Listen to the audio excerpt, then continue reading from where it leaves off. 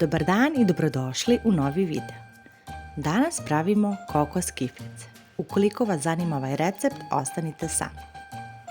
U jednu činiju dodate 200 g brašna, zatim dodajte pola praška za pecivo, 100 g kokosa,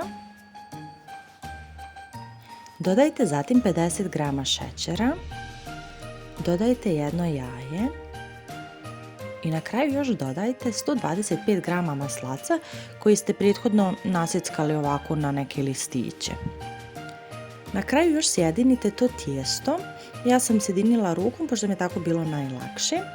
Kada ste dobili sjedinjenu masu, odnosno ovako tijesto kao što vidite na videu, onda otkidate manju ili veću kuglicu po vašem izboru, napravite ovako oblik valjka kao što vidite ovdje i slažite kiflice na pleh.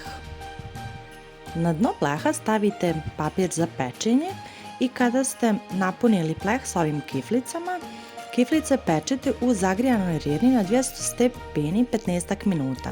Veoma vam je važno da vam kiflice ostanu svijetle.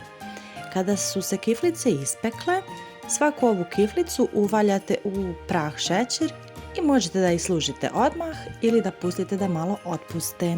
Hvala što ste pogledali još jedan moj video, nadam se da vam se recept svidio, a mi se čujemo u narednom videu. Ćao!